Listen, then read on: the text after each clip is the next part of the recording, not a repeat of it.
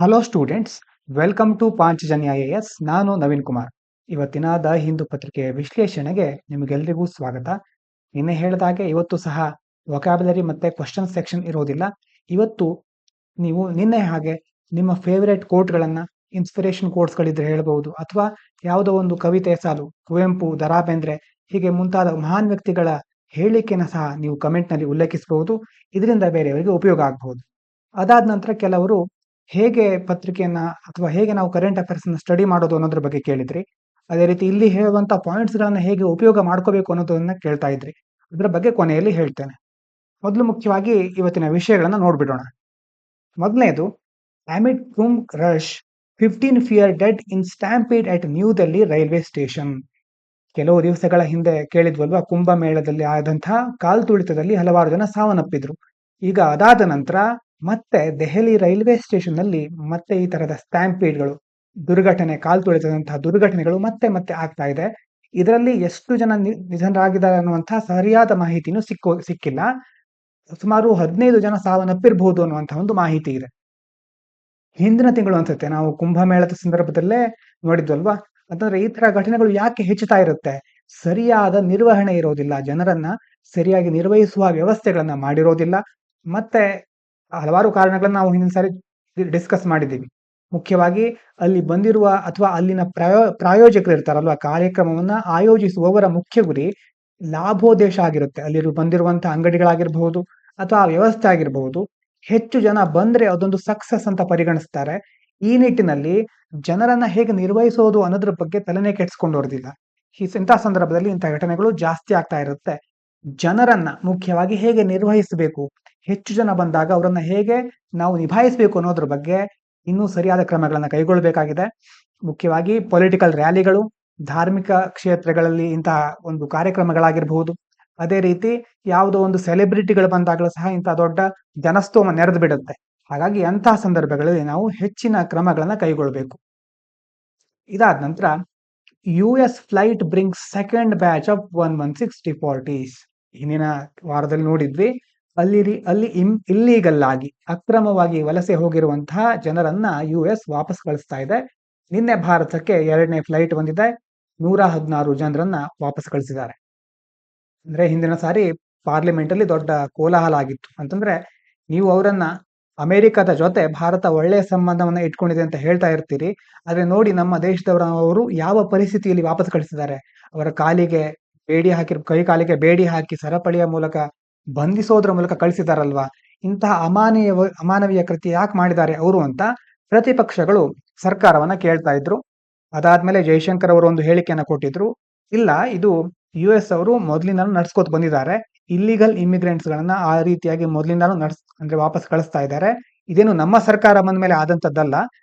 ಇಂತಹ ಎಷ್ಟೋ ಸಾವಿರಾರು ಜನರನ್ನ ಮೊದಲೇ ಕಳಿಸಿದ್ದಾರೆ ಅವರು ಅಂತ ಜೈಶಂಕರ್ ಅವರು ರಿಪ್ಲೈ ಮಾಡಿದ್ರು. ಇದಾದ ನಂತರ state tops in devolution index ranking of panchayat Raj system. ಇದರ ಬಗ್ಗೆ ಸರಿಯಾಗಿ ನೋಟ್ಸ್ ನೋಡ್ಕೊಳ್ಳೋಣ. The report, Status of Devolution to Panchayats in States and Indicative Evidence-Based Ranking 2024ಕ್ಕೆ ಸಂಬಂಧಪಟ್ಟಿದ್ದು. It was prepared by the Union Ministry of Panchayati Raj in collaboration with Indian Institute of Public Administration IIPA ನವದೆಹಲಿ. ಒಂದು ಪಂಚಾಯತ್ ರಾಜ್ಯಗಳಿಗೆ ಈ ರಾಜ್ಯ ಸರ್ಕಾರಗಳು ಹೇಗೆ ಅಧಿಕಾರವನ್ನು ವಹಿಸ್ತಾ ಇವೆ, ಹೇಗೆ ಬೇರೆ ಬೇರೆ ತಮ್ಮ ಅಧಿಕಾರವನ್ನು ಹಸ್ತಾಂತರಿಸ್ತಾ ಇವೆ, ಅವರಿಗೆ ಕೆಲಸ ಮಾಡ್ಲಿಕ್ಕೆ ಯಾವ ರೀತಿ ಅವಕಾಶ ಮಾಡಿ ಕೊಡ್ತಾ ಇದ್ದಾರೆ ಅನ್ನೋದ್ರ ಬಗ್ಗೆ ಒಂದು ಸೂಚ್ಯಂಕವನ್ನ ಕೇಂದ್ರದ ಪಂಚಾಯತ್ ರಾಜ್ ಸಚಿವಾಲಯ ಹೊರಡಿಸಿದೆ. ಅದರ ಜೊತೆ ಭಾರತದ ಸಾರ್ವಜನಿಕ ಆಡಳಿತ ಸಂಸ್ಥೆ ಸಹ ಈ ರಿಪೋರ್ಟ್ ಹೊರಡಿಸೋದ್ರಲ್ಲಿ ಸಹಾಯವನ್ನ ಮಾಡಿದೆ. ಏನ್ ಹೇಳುತ್ತೆ ಇದು ಹಾಗಾದ್ರೆ? Karnataka is number 1 top in finance and accountability. ಇದರಲ್ಲಿ ನಮ್ಮ ಕರ್ನಾಟಕಕ್ಕೆ ಪ್ರಥಮ ಸ್ಥಾನ ಲಭಿಸಿದೆ. ಮುಖ್ಯವಾಗಿ ಹಣಕಾಸು ಮತ್ತು ಜವಾಬ್ದಾರಿತ್ವದಲ್ಲಿ ಅಗ್ರಸ್ಥಾನವನ್ನ Karnataka ಪಡ್ಕೊಂಡಿದೆ. Karnataka leads in managing funds efficiently and ensuring transparency through social audits and Gram Sabhas. ಮುಖ್ಯವಾಗಿ ಪಂಚಾಯತ್ಗಳಿಗೆ ಬಂಡವಾಳವನ್ನು ಹಂಚೋದ್ರಲ್ಲಾಗಿರಬಹುದು, ಖರ್ಚುಗಳನ್ನು ನಿರ್ವಹಿಸೋದ್ರಲ್ಲಿ ಮತ್ತೆ ಪಾರದರ್ಶಕತೆಯ ವಿಚಾರದಲ್ಲಿ ಕರ್ನಾಟಕ ಮೊದಲನೇ ಸ್ಥಾನದಲ್ಲಿದೆ. ಗ್ರಾಮ ಸಭೆ, ಸಾಮಾಜಿಕ ಪರಿಶೋಧನೆ ಮತ್ತೆ ಹಣದ ಬಳಕೆಯಲ್ಲಿ ಸ್ಪಷ್ಟತೆಯನ್ನ ಕಾಯ್ದುಕೊಂಡಿದೆ. ಈ ಮೂಲಕ ಹಣಕಾಸು ಜವಾಬ್ದಾರಿತ್ವದಲ್ಲಿ, ಅಕೌಂಟಬಿಲಿಟಿಯಲ್ಲಿ, ಹೊಣೆಗಾರಿಕೆಯಲ್ಲಿ ಕರ್ನಾಟಕ ಬಹಳ ಮುಂದಿದೆ. ಇದಾದ ನಂತರ Kerala and Tamil Nadu follow. Kerala is second and Tamil Nadu is third in the overall ranking. ಅದಾದ ನಂತರ ಕೇರಳ ಎರಡನೇ ಸ್ಥಾನದಲ್ಲಿದೆ, ತಮಿಳುನಾಡು ತೃತೀಯ ಸ್ಥಾನವನ್ನು ಪಡ್ಕೊಂಡಿದೆ. ಬೆಸ್ಟ್ ಇನ್ ಫಂಕ್ಷನ್ಸ್ ಅಂಡ್ ಫೇಮರ್, Tamil Nadu leads in assigning responsibilities to panchayats, while Kerala is best in legal requirements like elections and reservation. ಪಂಚಾಯತ್ಗಳಿಗೆ ಜವಾಬ್ದಾರಿಗಳನ್ನು ನೀಡೋದ್ರಲ್ಲಿ ತಮಿಳುನಾಡು ಮುಂಚೂಣಿಯಲ್ಲಿದೆ. ಚುನಾವಣೆ, ಮೀಸಲು ವ್ಯವಸ್ಥೆ ಮತ್ತೆ ಕಾನೂನು ಪ್ರಕ್ರಿಯೆಗಳಲ್ಲಿ ಕೇರಳ ಮುಂದಿದೆ. ಇನ್ನಿದಾದ ನಂತರ funds and governance matter. Karnataka strong financial management and local governance make it a role model for other States. ಕರ್ನಾಟಕದ ಹಣಕಾಸು ನಿರ್ವಹಣೆ ಮತ್ತೆ ದಕ್ಷವಾದ ಸ್ಥಳೀಯ ಆಡಳಿತ ಇತರ ರಾಜ್ಯಗಳಿಗೂ ಸಹ ಮಾದರಿಯಾಗಿದೆ ಅಂತ ರಿಪೋರ್ಟ್ ಹೇಳ್ತಾ ಇದೆ. Capacity building. Karnataka is among the top 10 States in training panchayat officials and representatives. ಬೇರೆ ಬೇರೆ ಪಂಚಾಯತ್ ಪ್ರತಿನಿಧಿಗಳಿಗೆ ಹಾಗೂ ಅಧಿಕಾರಿಗಳಿಗೆ ತರಬೇತಿ ನೀಡೋದ್ರಲ್ಲಿ ಕರ್ನಾಟಕ ಟಾಪ್ 10 ಅಗ್ರ 10 ರಾಜ್ಯಗಳ ಪೈಕಿ ಒಂದಾಗಿದೆ. ಇನ್ನು ಈ ಒಂದು ರಿಪೋರ್ಟ್ ಅನ್ನ ಹೊರಗಡೆ ಬಿಡುಗಡೆ ಮಾಡಿದಾರಲ್ವಾ, ಡೆವಲ್ಯೂಷನ್ ಇಂಡೆಕ್ಸ್ ರ್ಯಾಂಕಿಂಗ್ ಅಂತ, ಇದು ಯಾವ್ಯಾವ ಅಂಶವನ್ನ ಕನ್ಸಿಡರ್ ಮಾಡ್ತಾ ಇದೆ ಅಂತ ನೋಡೋದಾದ್ರೆ, ಮೊದಲನೇದು ಫ್ರೇಮ್ ವರ್ಕ್, ಒಂದು ರೂಪುರೇಷೆ. ಯಾವ ರೀತಿ ಪಂಚಾಯತ್ಗಳು ರೂಪುರೇಷೆ ಇಟ್ಕೊಂಡಿದೆ, ಮುಖ್ಯವಾಗಿ rules for elections, reservation and commissions, ಬೇರೆ ಬೇರೆ ಆಯೋಗಗಳ ನಿಯಮಗಳಾಗಿರಬಹುದು, ಚುನಾವಣೆ ಮತ್ತೆ ಮೀಸಲು ವ್ಯವಸ್ಥೆ, ಇದಕ್ಕೆ ಸಂಬಂಧಪಟ್ಟ ಹಾಗೆ ರೂಪುರೇಷೆ ಸಮರ್ಪಕವಾಗಿ ಇದೆಯಾ ಅಂತ ನೋಡ್ತಾರೆ. ಇನ್ನು functions, powers given to panchayat for local governance, ಅವರಿಗೆ ತಮ್ಮ ಕಾರ್ಯವನ್ನು ನಿರ್ವಹಿಸಲಿಕ್ಕೆ ಸರಿಯಾದ ಆಡಳಿತದ ಅಧಿಕಾರ ಇದೆಯಾ ಅಂತ ನೋಡ್ತಾರೆ. ಇನ್ನು finances, fund management, tax collection and budget use, ತೆರಿಗೆ ಯಾವ ರೀತಿ ಸಂಗ್ರಹ ಆಗ್ತಾ ಇದೆ, ಮೂಲಧನವನ್ನು ಹೇಗೆ ಬಳಸ್ಕೊಳ್ತಾ ಇದ್ದಾರೆ, ಮತ್ತೆ ಬಜೆಟ್ ಅನ್ನು ಹೇಗೆ ತಯಾರಿಸ್ತಾ ಇದ್ದಾರೆ, ಬಜೆಟ್ ಅನ್ನ ಯಾವ ರೀತಿ ನಿರ್ವಹಿಸ್ತಾ ಇದ್ದಾರೆ, ಈ ವಿಷಯವನ್ನು ಸಹ ಗಮನಿಸ್ತಾರೆ. ಇದಾದ್ಮೇಲೆ functionaries, availability of staff and infrastructure, ಸರಿಯಾಗಿ ಎಲ್ಲ ಸಿಬ್ಬಂದಿಗಳಿದ್ದಾರಾ, ಬೇಕಾದಷ್ಟು ವ್ಯವಸ್ಥೆಗಳಿದೆಯಾ, ಮೂಲಸೌಕರ್ಯಗಳು ಇದೆಯಾ ಅಂತ ನೋಡ್ತಾರೆ. Accountability, transparency, audits and aunty corruption efforts, ಪಾರದರ್ಶಕತೆ ಮತ್ತೆ ಉತ್ತರದಾಯಿತ್ವ, ಲೆಕ್ಕ, ಹಣಕಾಸಿನ ಎಲ್ಲ ಖರ್ಚುಗಳು ಸರಿಯಾಗಿ ನಿಭಾಯಿಸ್ತಾ ಇದ್ದಾರಾ, ಸರಿಯಾದ ಪರಿಶೋಧನೆ ಮಾಡ್ತಾ ಇದ್ದಾರಾ, ಆಡಿಟ್ ಗಳನ್ನ ಮಾಡ್ತಾ ಇದ್ದಾರಾ, ಭ್ರಷ್ಟಾಚಾರ ನಿರೋಧಕ ಕ್ರಮಗಳನ್ನ ಅಳವಡಿಸ್ಕೊಂಡಿದ್ದಾರಾ ಅನ್ನೋದನ್ನ ನೋಡ್ತಾರೆ. ಇನ್ನು ಕೊನೆಯದಾಗಿ capacity building, training for panchayat leaders and officials, ಮತ್ತೆ ಈ ಪಂಚಾಯತ್ ನಲ್ಲಿ ಇರುವಂತಹ ಬೇರೆ ಬೇರೆ ಮುಖಂಡರಿಗೆ, ಅಧಿಕಾರಿಗಳಿಗೆ ಸಮರ್ಪಕವಾದ ತರಬೇತಿ ನೀಡ್ತಾ ಇದ್ದಾರಾ ಅನ್ನೋದ್ರ ಮೇಲೆ ಈ ಎಲ್ಲ ಅಂಶಗಳನ್ನ ಪರಿಗಣಿಸಿಕೊಂಡು ಈ ಒಂದು ರ್ಯಾಂಕಿಂಗ್ ಅನ್ನ ನೀಡ್ತಾರೆ. ಹಾಗೆ ಇವಿಷ್ಟು ಇದರಿಂದ ನಾವು ತಿಳ್ಕೊಬೇಕಾದಂತ ಅಂಶಗಳು. ಇದಾದ ನಂತರ ಪಕ್ಕದಲ್ಲಿ ಇನ್ನೊಂದು ವಿಷಯ ಇದೆ. Amid strain ties Jaishankar to meet Bangladeshi counterpart. ಅಂದ್ರೆ ಇಲ್ಲಿ ಮುಖ್ಯವಾಗಿ meeting on the sidelines of the Indian Ocean conference to be held in Muscat. Muscat ನಲ್ಲಿ ಇಂಡಿಯನ್ ಓಷನ್ ಕಾನ್ಫರೆನ್ಸ್ ಆಗ್ತಾ ಇದೆ. ಹಿಯರ್ ಆನ್ ಸಂಡೇ ಅಂತಂದ್ರೆ ಇವತ್ತು ಆಗ್ತಾ ಇದೆ ಅದು. ಹಾಗಾಗಿ ಅಲ್ಲಿ ಆಗ್ತಾ ಇರುವಂತಹ ಒಂದು ಈ ಮೀಟಿಂಗ್ ನಲ್ಲಿ ಭಾರತ ಮತ್ತೆ ಬಾಂಗ್ಲಾದೇಶದ ವಿದೇಶಾಂಗ ಸಚಿವರು ಇರ್ತಾರಲ್ವಾ, ಅವರು ಮೀಟ್ ಆಗ್ಲಿಕ್ಕೆ ಹೊರಟಿದ್ದಾರೆ. Particularly significant as it comes at time of tension between Modi government and caretaker government in Dhaka led by Mohammad Yunus. ಬಾಂಗ್ಲಾದೇಶದ ಢಾಕಾದಲ್ಲಿ ಅಲ್ಲಿನ ಮೊಹಮ್ಮದ್ ಯೂನಿಸ್ ಅವರು ಆಳ್ವಿಕೆ ಮಾಡ್ತಾ ಇದ್ದಾರೆ, ಕೇರ್ ಟೇಕರ್ ಗೌರ್ಮೆಂಟ್ ತರ. ಅದರ ಜೊತೆ ಭಾರತದ ಒಂದು ಮೋದಿಯವರ ಸರ್ಕಾರಕ್ಕೆ ಸಂಬಂಧಪಟ್ಟ ಹಾಗೆ ಕೆಲವೊಂದು ಅಸಮಾಧಾನಗಳಿದೆ ಅಲ್ಲಿ. ಇದರ ಬಗ್ಗೆ ಯಾವ ಒಂದು ನಿರ್ಧಾರಗಳನ್ನ ಕೈಗೊಳ್ತಾರೆ ಅಂತ ಕಾದು ನೋಡ್ಬೇಕಾಗಿದೆ. ಅದೇ ರೀತಿ ಇಲ್ಲಿ ಬೇರೆ ಬೇರೆ ದೇಶಗಳು ಸಹ ಭಾಗವಹಿಸ್ತಾ ಇವೆ ಈ ಇಂಡಿಯನ್ ಓಷನ್ ಕಾನ್ಫರೆನ್ಸ್ ಅಲ್ಲಿ. ಈ ಒಂದು ಕಾನ್ಫರೆನ್ಸ್ ನಡೆದ ಮೇಲೆ ಯಾವ್ಯಾವ ನಿರ್ಧಾರಗಳು ಕೈಗೊಂಡಿದ್ದಾರೆ ಅಂತ ನಾಳೆ ಅಥವಾ ನಾಡ್ದು ಹೆಚ್ಚಾಗಿ ಅವರು ಹೇಳ್ತಾರೆ. ಆ ನಿರ್ಧಾರಗಳ ಬಗ್ಗೆ ಮುಂದಿನ ದಿನಗಳಲ್ಲಿ ಚರ್ಚೆ ಮಾಡೋಣ. ಮತ್ತೆ ಇಲ್ಲಿ ನೋಡಿ, ಈ ಕಡೆ ICMR seeks partners for commercial production of vaccine against typhoid. ICMR ಅಂತಂದ್ರೆ ಫುಲ್ ಫಾರ್ಮ್ ಏನು? Indian Council of Medical Research. ಇದೇನ್ ಮಾಡ್ತಾ ಇದೆ, ಈಗ ಒಂದು ಹೊಸದಾದ ಟೈಫಾಯ್ಡ್ ವ್ಯಾಕ್ಸಿನ್ ಅನ್ನ, ಟೈಫಾಯ್ಡ್ ಲಸಿಕೆಯನ್ನ ಕಂಡುಹಿಡಿಯಲಿಕ್ಕೆ ICMR is working on a new typhoid and paratyphoid vaccine with Indian manufacturers. ಬೇರೆ ಬೇರೆ ಭಾರತದ ತಯಾರಕ ಕಂಪನಿಗಳಿರ್ತಾವಲ್ವಾ, ಅವರ ಜೊತೆ ಸೇರ್ಕೊಂಡು ICMR ಟೈಫಾಯ್ಡ್ ಮತ್ತೆ ಪ್ಯಾರಾಟೈಫಾಯ್ಡ್ ಲಸಿಕೆಯನ್ನ ಅಭಿವೃದ್ಧಿ ಪಡಿಸ್ತಾ ಇದೆ. ಟೈಫಾಯ್ಡ್ ಅಂತಂದ್ರೆ ನಿಮ್ಗೆ ಗೊತ್ತು, ಟೈಫಾಯ್ಡ್ ಜ್ವರ. ಪ್ಯಾರಾಟೈಫಾಯ್ಡ್ ಅಂತಂದ್ರೆ ಇಷ್ಟು ದೊಡ್ಡ ಮಟ್ಟದ ಜ್ವರ ಅಲ್ಲ. ಈಗ ಟೈಫಾಯ್ಡ್ ಅನ್ನೋದು ಎಷ್ಟು 7ರಿಂದ 10 ದಿನ ಇರುತ್ತೆ ಅಂತ ಹೇಳ್ತಾರೆ. ಅಂದ್ರೆ ಸಾಮಾನ್ಯವಾಗಿ ಕೆಲವೊಂದು ಟೈಫಾಯ್ಡ್ ಜ್ವರ 7ರಿಂದ 10 ದಿನ ಅಥವಾ ಸಿವಿಯರ್ ಆಗಿದ್ರೆ ಹೆಚ್ಚು ದಿನಗಳ ಕಾಲ ಮುಂದೂಡುವ ಒಂದು ಹೆಚ್ಚು ದಿನ ಅದು ಇರುವಂತ ಸಾಧ್ಯತೆನೂ ಇರುತ್ತೆ. ಆದ್ರೆ ಪ್ಯಾರಾಟೈಫಾಯ್ಡ್ ಇಷ್ಟು ದಿನ ಕಂಡು ಬರೋದಿಲ್ಲ, ಸ್ವಲ್ಪ ಮೈಲ್ಡ್ ಆಗಿರುತ್ತೆ ಆ ಜ್ವರ. ಹಾಗಾಗಿ ಅದಕ್ಕೆ ಪ್ಯಾರಾಟೈಫಾಯ್ಡ್ ಅಂತ ಹೇಳ್ತಾರೆ. ಎರಡೂ ಒಂದು ರೋಗಗಳಿಗೆ ಲಸಿಕೆಯನ್ನು ಅಭಿವೃದ್ಧಿಪಡಿಸ್ತಾ ಇದೆ. ಇನ್ನು ಟೈಫಾಯ್ಡ್ ಹೇಗೆ ಹರಡುತ್ತೆ? Typhoid is caused by salmonella typhi bacteria and spreads through contaminated food, water and or contact with infected people. ಮುಖ್ಯವಾಗಿ ಇಲ್ಲೊಂದು ಬ್ಯಾಕ್ಟೀರಿಯಾ ಸಾಲ್ಮೋನೆಲ್ಲಾ ಟೈಫಿ ಅನ್ನುವಂಥ ಬ್ಯಾಕ್ಟೀರಿಯಾ ಇದನ್ನ ಹರಡುತ್ತೆ. ಅದೇ ರೀತಿ ಕಲುಷಿತವಾದಂತಹ ನೀರು, ಆಹಾರ, ಸೋಂಕಿತ ವ್ಯಕ್ತಿಗಳ ಸಂಪರ್ಕದಿಂದಾನು ಟೈಫಾಯ್ಡ್ ಹರಡುತ್ತೆ. ಇದಕ್ಕೆ ಟ್ರೀಟ್ಮೆಂಟ್ ನೋಡೋದಾದ್ರೆ ಆಂಟಿಬಯೋಟಿಕ್ಸ್ ಲೈಕ್ ಕ್ಲೋರಾಂಫೆನಿಕಾಲ್, ಆಂಪಿಸಿಲಿನ್ ಮತ್ತೆ ciprofloxacin are use to treat typhoid. ಇದಕ್ಕೆ ಚಿಕಿತ್ಸೆಗೋಸ್ಕರ ಕ್ಲೋರೋಫೆನಿಕಾಲ್, ಆಂಪಿಸಿಲಿನ್ ಮತ್ತೆ ಸಿಪ್ರೋಫ್ಲಾಕ್ಸಾಸಿನ್ ಅನ್ನುವಂತಹ ಒಂದು ಆಂಟಿಬಯೋಟಿಕ್ ಗಳನ್ನ ಯೂಸ್ ಮಾಡ್ತಾರೆ. ಇದರಲ್ಲಿ ICMR ನ ಪಾತ್ರ ಏನು? ICMR's Kolkata Institute has developed a new vaccine and helping companies test and produce it. ICMR ಮುಖ್ಯವಾಗಿ ಅಲ್ಲಿ ಅದರ ಕೋಲ್ಕತ್ತಾ ಸಂಶೋಧನಾ ಸಂಸ್ಥೆ ಒಂದು ಹೊಸ ಲಸಿಕೆಯನ್ನು ಅಭಿವೃದ್ಧಿಪಡಿಸಿದೆ. ಇದನ್ನ ಬೇರೆ ಬೇರೆ ಕಂಪನಿಗಳು ಪರೀಕ್ಷೆ ಮಾಡಲಿಕ್ಕೆ, ತಯಾರಿಸಲಿಕ್ಕೆ ಸಹಾಯ ಮಾಡ್ತಾ ಇವೆ. ಇನ್ನು ಏನೇನು ವ್ಯಾಕ್ಸಿನ್ಗಳು ನಮಗೆ ಅವೈಲೇಬಲ್ ಇದೆ ಅಂತಂದ್ರೆ existing vaccines like type bar TCV and Typhoon VI are available, but TCV are only in the private sector. ಈಗ ಈ ಒಂದು ಟೈಫಾಯ್ಡ್ಗಳಿಗೋಸ್ಕರ ನಾವು ಟೈಫಾಯ್ಡ್ TCV ಮತ್ತೆ ಟೈಫಿನ್ V ಅಂತ ಲಸಿಕೆಗಳು ಮಾರುಕಟ್ಟೆಯಲ್ಲಿ ಲಭ್ಯ ಇದೆ. ಆದರೆ TCV ಅನ್ನೋದು ಖಾಸಗಿ ಆಸ್ಪತ್ರೆಗಳಲ್ಲಿ, ಖಾಸಗಿ ವಲಯದಲ್ಲಿ ಮಾತ್ರ ಲಭ್ಯ ಇದೆ. ಅದೇ ರೀತಿ ನಮ್ಮ ಅಂಕಿಅಂಶಗಳನ್ನು ನೋಡೋದಾದ್ರೆ India has around 4.5 million typhoid cases per year, mostly in cities, making it a major health issue. ಭಾರತದಲ್ಲಿ ಸುಮಾರು 45 ಲಕ್ಷದಷ್ಟು ಜನರಿಗೆ ಪ್ರತಿ ವರ್ಷ ಟೈಫಾಯ್ಡ್ ತಗುಲ್ತಾ ಇದೆ. ನಗರ ಪ್ರದೇಶಗಳಲ್ಲಿ ಇದು ದೊಡ್ಡ ಸಮಸ್ಯೆಯಾಗಿ ಕಾಡ್ತಾ ಇದೆ. ಇದಾದ ನಂತರ ಇನ್ನೊಂದು ಇಂಟ್ರೆಸ್ಟಿಂಗ್ ಸುದ್ದಿ ನೋಡಿ. ಇದರ ಬಗ್ಗೆ ಏನು ಡೀಟೇಲ್ ಆಗಿ ತಿಳ್ಕೊಳ್ಳೋ ಅವಶ್ಯಕತೆ ಇಲ್ಲ, ಆದ್ರೆ AI ಬಗ್ಗೆ. AI could let people converse with their departed loved ones, Google ex founder. ಗೂಗಲಿನ ಹಳೆಯ ಒಂದು ಫೌಂಡರ್ ಏನ್ ಹೇಳ್ತಾ ಇದ್ದಾರೆ, ಈ AI ಮೂಲಕ ಮುಂದಿನ ದಿನಗಳಲ್ಲಿ ಈಗ ಯಾರೋ ನಮ್ಮ ಸಂಬಂಧಿಕರು, ನಮ್ಮ ಹಿರಿಯರು ಅಥವಾ ನಮ್ಮ ಅಜ್ಜ ಅಜ್ಜಿ ತರ ಇರ್ತಾರಲ್ವಾ, ಅವರು ವಯಸ್ಸಾದವ್ರು ತೀರ್ಕೊಂಡಿದ್ದಾರೆ. AI ಮೂಲಕ ಅವರು ತೀರಿಕೊಂಡ ಮೇಲೂ ಸಹ ನಾವು ಆ ಒಂದು ವ್ಯಕ್ತಿಗಳ ಜೊತೆ ಮಾತಾಡ್ಲಿಕ್ಕೆ ಸಾಧ್ಯ ಆಗಬಹುದು.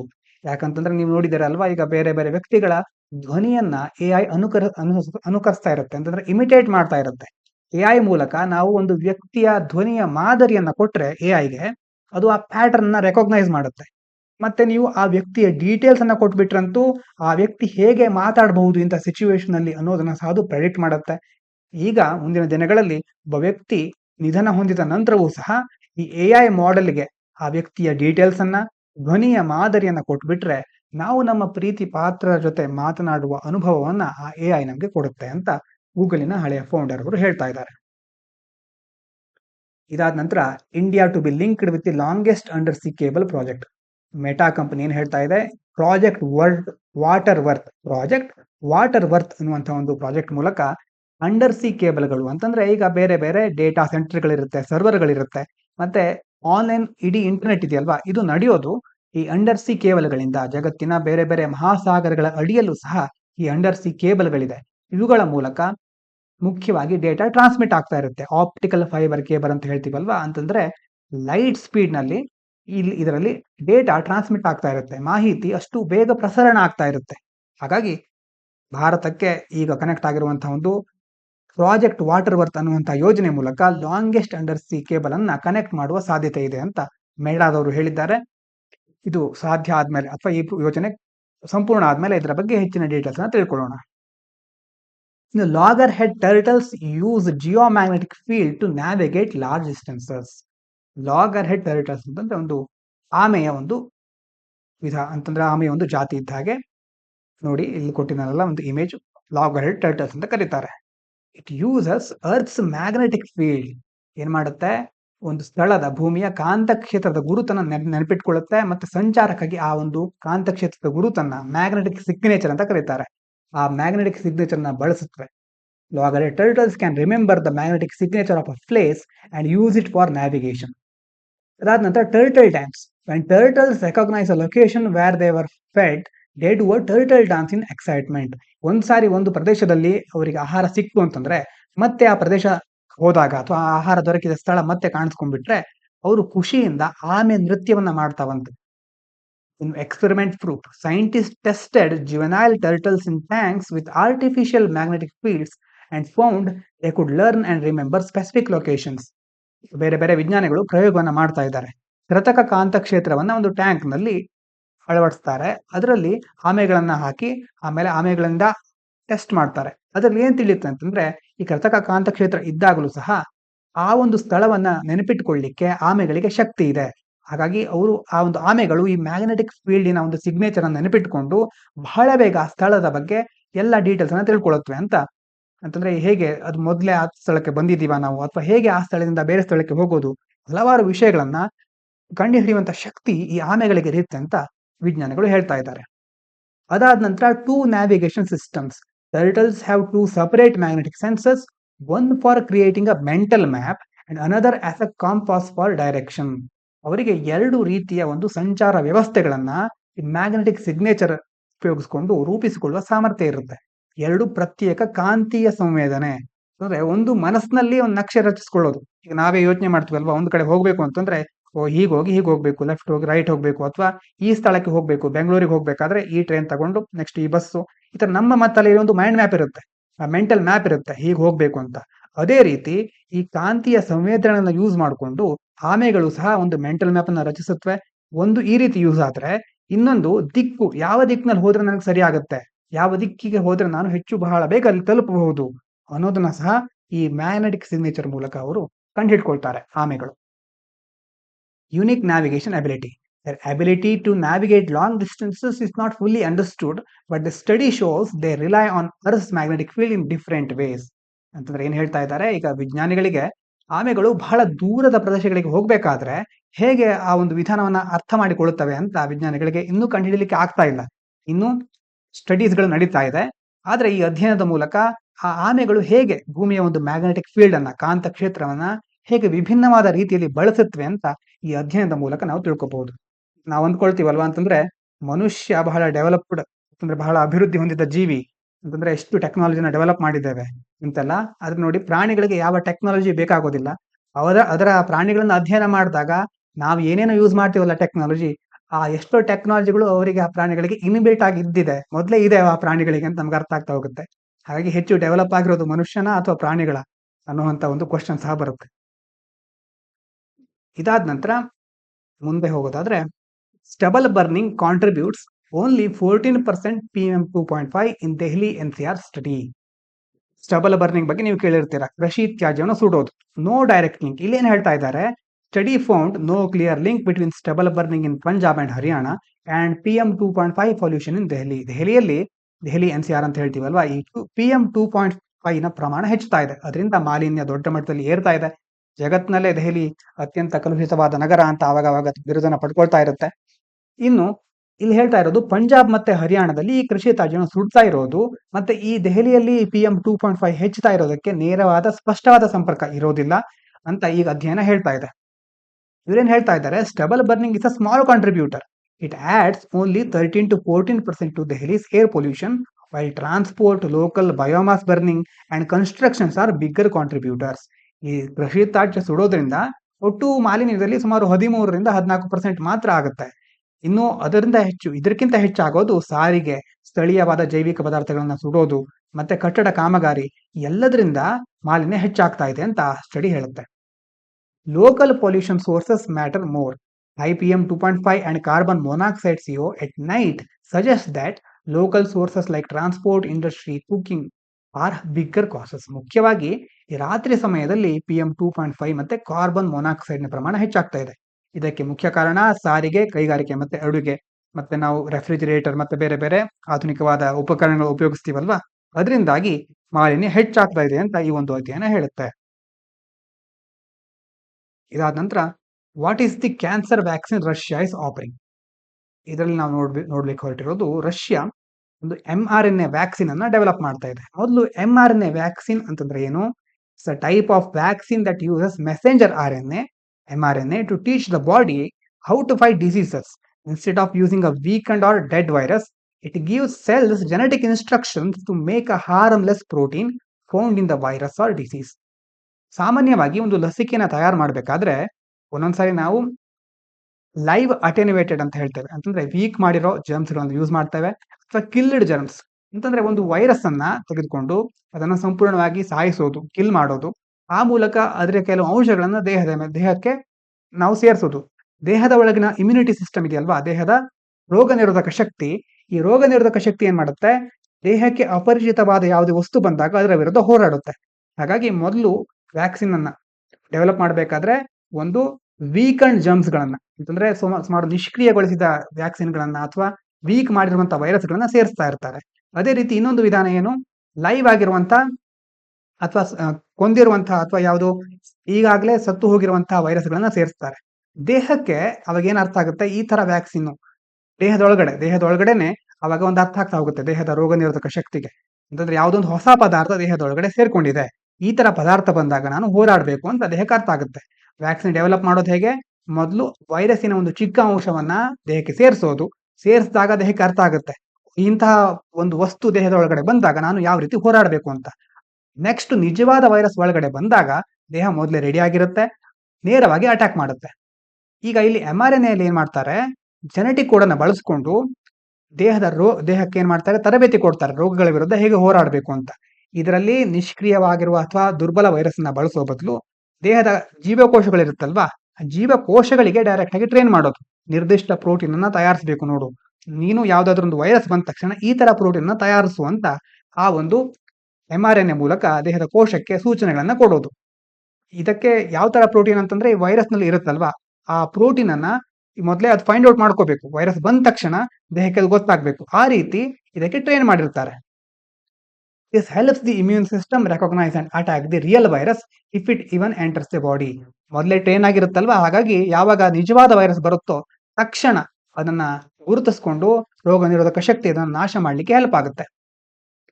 ಈ ರೀತಿಯಾಗಿ mRNA ಏನಾಗುತ್ತೆ, ದೇಹಕ್ಕೆ ಯಾವುದೇ ಸೋಂಕನ್ನ ತಗುಲಿಸದೆ ರೋಗದ ವಿರುದ್ಧ ಬಲವಾದ ರಕ್ಷಣಾ ವ್ಯವಸ್ಥೆಯನ್ನು ಒದಗಿಸುತ್ತೆ. ಈಗ Russia's new cancer vaccine. Russia has developed an mRNA based cancer treatment that may help fight tumours. ಕ್ಯಾನ್ಸರ್ ಚಿಕಿತ್ಸೆಯಲ್ಲಿ ಮುಖ್ಯವಾಗಿ ಟ್ಯೂಮರ್ ಗಳ ವಿರುದ್ಧ ಹೋರಾಡಲಿಕ್ಕೆ, ಆ ಟ್ಯೂಮರ್ ಅನ್ನು ನಾಶ ಮಾಡಲಿಕ್ಕೆ ಈ ಒಂದು ರಷ್ಯಾ mRNA ಆಧಾರಿತ ಹೊಸ ಕ್ಯಾನ್ಸರ್ ಚಿಕಿತ್ಸೆಯನ್ನು ಅಭಿವೃದ್ಧಿಪಡಿಸ್ತಾ ಇದೆ. It is expected to be available in 2025. ಈ ವರ್ಷದ ಕೊನೆಯಲ್ಲಿ ಇದು ಲಭ್ಯವಾಗುವ ನಿರೀಕ್ಷೆ ಇದೆ. ಹೇಗೆ ವರ್ಕ್ ಆಗುತ್ತೆ ಅಂತಂದ್ರೆ, unlike regular vaccines, this does not prevent cancer. It helps the immune system identify and attack cancer cells in patients already have the disease. ಮೊದಲೇ ಕ್ಯಾನ್ಸರ್ ಬರದೇ ಇರೋ ರೀತಿ ತಡೆಯೋದಲ್ಲ, ಈಗಾಗಲೇ ಬಂದಿರುತ್ತಲ್ವಾ ಅವರ ದೇಹದಲ್ಲಿ ಏನ್ ಮಾಡೋದು, ಈಗಾಗಲೇ ಇರುವ ಕ್ಯಾನ್ಸರ್ ಕೋಶಗಳನ್ನ ಗುರುತಿಸಿ ಅದನ್ನ ನಾಶ ಮಾಡಲಿಕ್ಕೆ ರೋಗ ನಿರೋಧಕ ವ್ಯವಸ್ಥೆಗೆ ಈ ಒಂದು ವ್ಯಾಕ್ಸಿನ್ ಸಹಾಯ ಮಾಡುತ್ತೆ. Personalized treatment. The vaccine is custom made for each patient, targeting specific cancer markers in their body, making it more effective. ಅಂತಂದ್ರೆ ಈಗ ಪ್ರತಿ ಒಂದು ರೋಗಿಗೆ ಸಂಬಂಧಪಟ್ಟ ಹಾಗೆ, ಪ್ರತಿ ರೋಗಿಗೆ ಯಾವ ರೀತಿ ಒಂದು ಅವಶ್ಯಕತೆ ಇರುತ್ತೋ ಅದಕ್ಕೆ ಸಂಬಂಧಪಟ್ಟ ಹಾಗೆ ಈ ಒಂದು ವ್ಯಾಕ್ಸಿನ್ ತಯಾರು ಮಾಡ್ತಾರೆ. ದೇಹದಲ್ಲಿ ನಿರ್ದಿಷ್ಟವಾಗಿ ಬೇರೆ ಬೇರೆ ಕ್ಯಾನ್ಸರ್ ಗುರುತುಗಳಿರುತ್ತೆ, ಅಂತಂದ್ರೆ ಐಡೆಂಟಿಫೈ ಮಾಡೋದು. ಕ್ಯಾನ್ಸರ್ ಸೆಲ್ಗಳ ಒಂದು ಇರುತ್ತಲ್ಲ, ಕ್ಯಾನ್ಸರ್ ಸೆಲ್ಗಳು ಹೇಗೆ ವರ್ಕ್ ಆಗುತ್ತೆ ಅನ್ನೋದು ಒಬ್ಬ ವ್ಯಕ್ತಿಯಿಂದ ವ್ಯಕ್ತಿಗೆ ಬದಲಾಗ್ತಾ ಇರಬಹುದು. ಅದಕ್ಕೆ ತಕ್ಕ ಹಾಗೆ ವ್ಯಾಕ್ಸಿನ್ ಡೆವಲಪ್ ಮಾಡ್ತಾರೆ. ಇನ್ನೊಂದು ಮುಖ್ಯವಾದ ಅಂಶ ಏನು, it is not a general cure. Cancer is complex and this treatment may not work for all types. Some cancers like cervical cancer can be prevented with existing vaccines like HPV vaccine. ಅಂತಂದ್ರೆ ಏನು, ಎಲ್ಲಾ ರೀತಿ ಕ್ಯಾನ್ಸರ್ಗಳಿಗೆ ಈ ಒಂದು vaccine ಪರಿಹಾರ ಅಲ್ಲ. ಯಾಕಂದ್ರೆ cancer ಅನ್ನೋದು ತುಂಬಾ ಕಾಂಪ್ಲೆಕ್ಸ್, ಸಂಕೀರ್ಣವಾದಂತಹ ಒಂದು ಕಾಯಿಲೆ. ಹಾಗಾಗಿ ಎಲ್ಲಾ ರೋಗಿಗಳಿಗೂ ಅಪ್ಲೈ ಆಗುತ್ತೆ ಅಂತಲ್ಲ. ಕೆಲವೊಂದು ಕ್ಯಾನ್ಸರ್ಗಳಿಗೆ, ಗರ್ಭಾಶಯದ ಕ್ಯಾನ್ಸರ್ಗಳಿಗೆ ಈಗಾಗಲೇ HPV ಲಸಿಕೆ ಅಂತ ಇದೆ, ಅದರ ಮೂಲಕ ತಡೆಗಟ್ಟಬಹುದು. ಹಾಗಾದ್ರೆ ಮುಂದಿನ ದಿನಗಳಲ್ಲಿ ಏನಾಗಬೇಕು, more testing is needed. Russia's vaccine still needs more trials and testing before we know how safe and effective it really is. ಅಂದ್ರೆ ಇದರ ಸುರಕ್ಷತೆ ಬಗ್ಗೆ, ಹೇಗೆ ಇದು ಪರಿಣಾಮವನ್ನು ಬೀರಬಹುದು ಅನ್ನೋದ್ರ ಬಗ್ಗೆ ನಾವು ಇನ್ನೂ ಹೆಚ್ಚು ವೈದ್ಯಕೀಯ ಪರೀಕ್ಷೆಗಳನ್ನ ಮಾಡೋದು ಅಗತ್ಯ ಇದೆ. ಇವಿಷ್ಟು ಈ ಒಂದು ಆರ್ಟಿಕಲ್ ಮೂಲಕ ನಾವು ತಿಳ್ಕೊಬೇಕಾಗಿರುವಂತಹ ಅಂಶ. ಇದೆಲ್ಲ ಇವತ್ತಿನ ಮುಖ್ಯ ವಿಷಯಗಳು. ಇದಾದ ನಂತರ ನಿನ್ನೆ ಕೇಳಿದ್ರಲ್ವಾ ಹೇಗೆ ನಾವು ಸ್ಟಡಿ ಮಾಡೋದು ಅಂತ. ಅಂದ್ರೆ ಈಗಾಗಲೇ ಕೆಲವರು ಸ್ಟ್ರಾಟಜಿಗಳನ್ನ ಇಟ್ಕೊಂಡಿರ್ತಾರೆ, ಅವರಿಗೆ ಈ ವಿಷಯ ಅಪ್ಲೈ ಆಗೋದಿಲ್ಲ. ಮುಖ್ಯವಾಗಿ ನಾವು ಹೇಗೆ ನ್ಯೂಸ್ ಪೇಪರ್ ಅನ್ನ ಕನ್ಸಿಡರ್ ಮಾಡೋದು, ಮೊದಲು ನಾವು ಸ್ಟಡಿ ಮಾಡೋದಕ್ಕೆ ಮೊದಲನೇದಾಗಿ ನಾವು ಸಿಲೆಬಸ್ ಅನ್ನ ಅರ್ಥ ಮಾಡ್ಕೋಬೇಕು. ಸಿಲೆಬಸ್ ಒಂದು ನಮಗೆ ಒಂದು ಬೈಬಲ್ ಅಥವಾ ನಮ್ಮ ಧರ್ಮಗ್ರಂಥ, ಭಗವದ್ಗೀತೆ ಅಂತ ಹೇಳ್ತೀವಲ್ವಾ, ನಾವು ಇಲ್ಲಿ ಮುಖ್ಯವಾಗಿ ನಮ್ಮ ಸಿಲೆಬಸ್ಸೇ ನಮಗೆ ನಮ್ಮ ಧರ್ಮಗ್ರಂಥ. ಹಾಗಾಗಿ ಅದರನ್ನ ಹೊರತುಪಡಿಸಿ ನಾವು ಯಾವುದನ್ನು ನೋಡ್ಲಿಕ್ಕೆ ಹೋಗೋದಿಲ್ಲ. ಮುಖ್ಯವಾಗಿ ಸಿಲೆಬಸ್ ನಲ್ಲಿ 2 ಪಾರ್ಟ್ಗಳಿರುತ್ತೆ, ಒಂದು ಸ್ಟ್ಯಾಟಿಕ್ ಪೋರ್ಷನ್, ಇನ್ನೊಂದು current affairs portion. Static portion ಅನ್ನ ನೀವು ಕೋಚಿಂಗ್ ಮೂಲಕ ಅಥವಾ ನೀವೇ ಸೆಲ್ಫ್ ಸ್ಟಡಿ ಮಾಡ್ತೀರಾ ಅನ್ನೋದು ನಿಮಗೆ ಬಿಟ್ಟಿದ್ದು. ಆ ಒಂದು ಪಾರ್ಟ್ ಅನ್ನ ಕಂಪ್ಲೀಟ್ ಮಾಡ್ಕೋಬೇಕಾಗತ್ತೆ. ಅದಾದ್ಮೇಲೆ ಕರೆಂಟ್ ಅಫೇರ್ಸ್ ರಿಲೇಟೆಡ್ ಆಗಿ, ಕರೆಂಟ್ ಅಫೇರ್ಸ್ ಅಲ್ಲಿ ಮುಖ್ಯವಾಗಿ 2 ವಿಷಯಗಳಿರುತ್ತೆ, ಒಂದು ನ್ಯೂಸ್ ಪೇಪರ್, ಇನ್ನೊಂದು ಮಂತ್ಲಿ ಮ್ಯಾಗಝಿನ್. ನೀವು ನ್ಯೂಸ್ ಪೇಪರ್ ಅನ್ನ ಪ್ರತಿದಿನ ಕವರ್ ಮಾಡ್ತಾ ಇರ್ತೀರಾ, ಆದ್ರೆ ನ್ಯೂಸ್ ಪೇಪರ್ ನಲ್ಲಿ ಪ್ರತಿಯೊಂದು ವಿಷಯವನ್ನ ನಾವು ಡೀಟೇಲ್ ಆಗಿ ನೋಡ್ತಾ ಇರೋದಿಲ್ಲ. ನ್ಯೂಸ್ ಪೇಪರ್ ಬಗ್ಗೆ ತಿಳ್ಕೊಳ್ಳೋದು ತುಂಬಾ ಇಂಪಾರ್ಟೆಂಟ್. ಮ್ಯಾಕ್ಸಿಮಮ್ 30 to 45 ಮಿನಿಟ್ಸ್, 45 ನಿಮಿಷದೊಳಗಡೆ ನೀವು ನ್ಯೂಸ್ ಪೇಪರ್ ಅನ್ನ ಕವರ್ ಮಾಡಲೇಬೇಕು. ಇದಕ್ಕಿಂತ ಹೆಚ್ಚು ಸಮಯ ಕೊಡ್ತಿದ್ದೀರಿ ಅಂತಂದ್ರೆ ಅದು ಸ್ವಲ್ಪ ವೇಸ್ಟ್ ಆದ ಹಾಗೆ. ಯಾಕಂತಂದ್ರೆ ಬಹಳ ಡೀಪ್ ಆಗಿ ಹೋದ್ರೂ ಪ್ರಯೋಜನ ಇರೋದಿಲ್ಲ. ಹಾಗಂತ ಮಾಹಿತಿನ ತಪ್ಪಿಸ್ಕೊಂಡ್ ಬಿಟ್ರೆ ನಿಮ್ಗೆ ಎಷ್ಟೋ ಲಾಸ್ ಆಗಬಹುದು. ಹಾಗೆ ನಾವು ಸಹ ಏನ್ ಮಾಡ್ತಿದ್ದೇವೆ, 30 to 45 ಮಿನಿಟ್ಸ್ ಒಳಗಡೆನೆ ಈ ಒಂದು ಅನಾಲಿಸಿಸ್ ಅನ್ನ ಇಡ್ತಾ ಇದ್ದೇವೆ.